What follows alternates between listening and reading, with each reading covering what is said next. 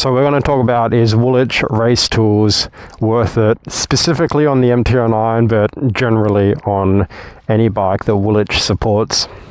Now, I've had a couple issues with Woolich Race Tools.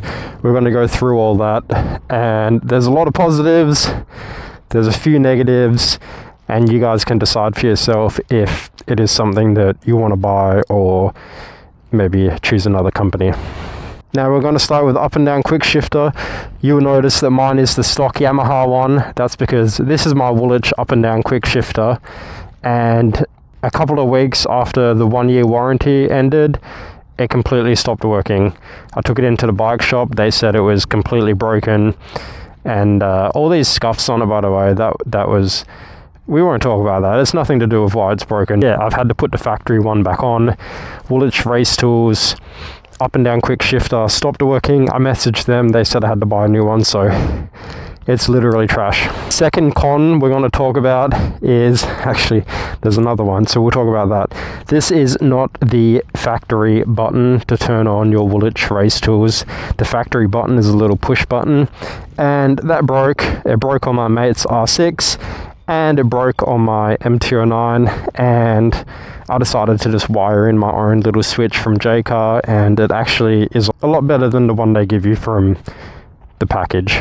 There's that. We got the up and down quick shifter stopped working, the button stopped working, and now I'm gonna have to get on the bike to show you the third issue. So a part of the Race Tools is the pit limiter, and the pit limiter basically limits the bike to 40 kilometers per hour, except there's an issue that I've been having for the last year on this bike, where you turn on the package, which turns on the pit limiter, and then you accelerate, you hit 40 kilometers per hour, it doesn't do anything, and then you keep going, and then it hits 50 kilometers per hour, it cuts off all the throttle until the bike slows back down to 40, and then it does the pit limiter. It's a little bit confusing, but sometimes it happens, sometimes it doesn't. Most of the time it does happen, so I'm going to show you now.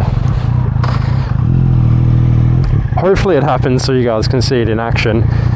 But we're just cruising along, going to turn on the Race Tools package. I'm going to accelerate. Now it should limit me at 40 kilometers per hour, which I'm going 45, and then there we go. So now it's working fine, but as you could see, it didn't stop when I hit 40, it stopped when I hit 50, and then it dramatically slowed me down. Like, you could see me fly forward. It cuts off all the throttle and slows me back down to 40. We'll see if it does it again. And that time it didn't, thankfully. And this isn't just an issue that I've been having. Car R1M on his R6, who also has, he doesn't have the R6 anymore, but also has had the Woolich Race Tools package. Woolich Race Tools package also had that same issue, where it would speed you up to 50 kilometers per hour and then cut the throttle and drop you back down to 40. I don't know why it happens. I wish they would bring out an update or something that would fix it, but they're not. Now there's one more con that I haven't talked about, and it doesn't apply to me. It happened to my buddy on his R6, and this is really dangerous, right? Thankfully, he's a good rider, and he managed to not die when this happened to him. So when you downshift on the quick shifter, it's called an auto blipper, and it's called an auto blipper because it revs the throttle up a little bit and then drops the gear down. So the computer revs up the throttle, drops the gear, and then whatever. The issue that he had on his R6 was when it auto blipped, so when it revved up, it stayed revved up. So basically what he did was he was just cruising along the highway, downshifted, it revved up, and you know, R6 is a pretty decently powerful bike. It revved up right into power band, and it like threw him backwards because it revved up and the RPM stayed up. They didn't go back down. So out of nowhere, he just had all of this power all of a sudden. Thankfully, he wasn't behind a car or anything. His bike was like stuck on open throttle for like a couple of seconds, and you guys could see how that would be dangerous. Imagine if you're coming to a stoplight or something and you auto blip and then you go flying through the stop sign or whatever, that could be really dangerous. So it's definitely something they need to work on, but it hasn't happened to me, thank God. I hope it doesn't happen to anybody.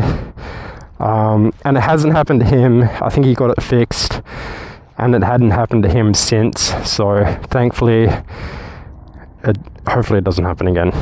Now there's two more parts to the Woolich Race Tools, and that is auto warm-up and launch control, both of which I've had no issues with whatsoever. So the auto warm-up probably won't work because the bike's already warmed up. Oh, there we go. Yeah, auto warm-up.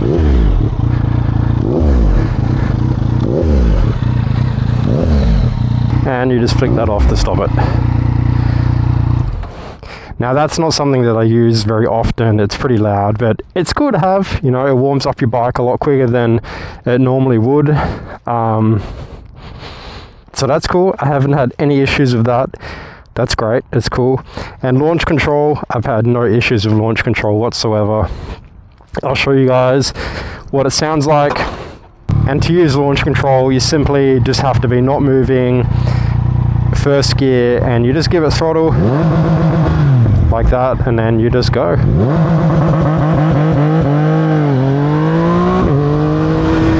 And that's the Woolich Race Tools. That's everything that comes with it.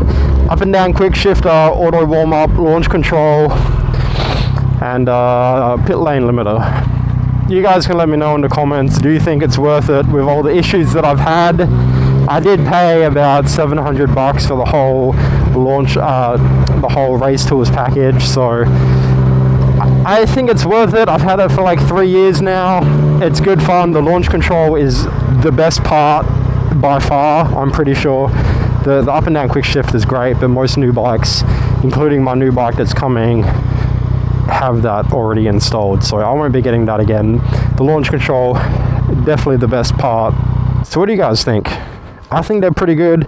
The issues that I've had have been annoying, but what do you guys think?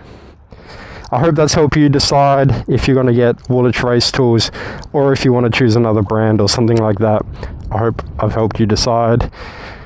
Regardless, hope you enjoyed the video. See you in the next one.